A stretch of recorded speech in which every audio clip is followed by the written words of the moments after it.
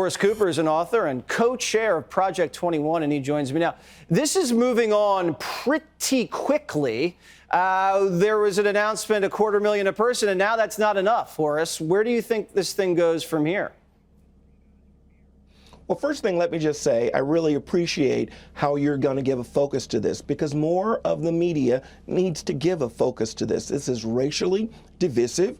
It is destructive. Now, if you want to know where slavery is happening in the world today, go to the African continent. Instead of a raised effort to end slavery on the planet, the Biden administration is trying to push the climate change scam. Now, when you talk about California in particular, well, how come when you look at the California state constitution, it explicitly banned slavery? And even when some ne'er-do-wells, wicked people, brought slaves, kept slaves in California, every time any one of those men and women went to court, the California state courts emancipated them and directed the prosecutions of the people that had been breaking the Constitution of California. There is absolutely no end to where this goes, but I'm afraid it's going to bring us to Jim Crow 1.0. Do you remember the one-drop rule? The one-drop rule, way back in the 1890s, presumed you were black if you just had one drop of blood. Are we now going to be handing checks out? Oh, it's a 2-drop rule. It's a 10-drop rule. The drop rule is evil. We shouldn't get into the business of having government check your DNA and decide what race you are.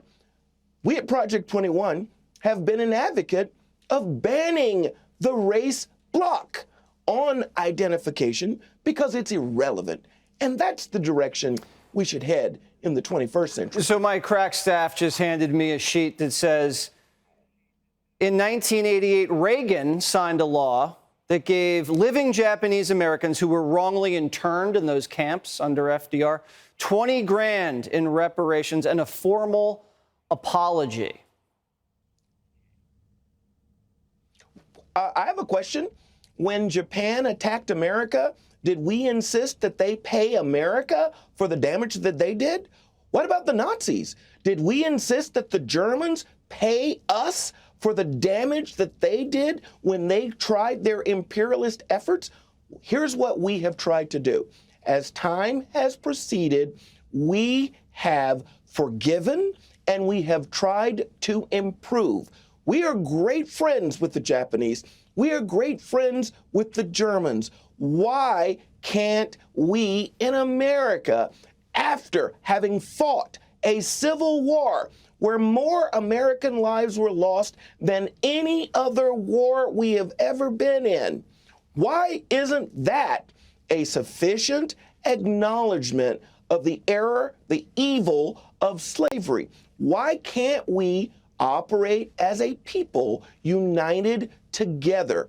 This action in California, this movement in America, and the president's attitude with regard to Africa only divides us, and it does nothing to actually improve the lot of Americans, neither black or white. And that's the reason why my newest book talks all about how Biden's policies actually harm blacks. And what was the name of the book again, Horace? Put y'all back in chains, how Biden's policies harm black Americans. Thank you so much. Great points. See you soon. Up next, Republicans say they found proof that COVID was a Chinese military bioweapon.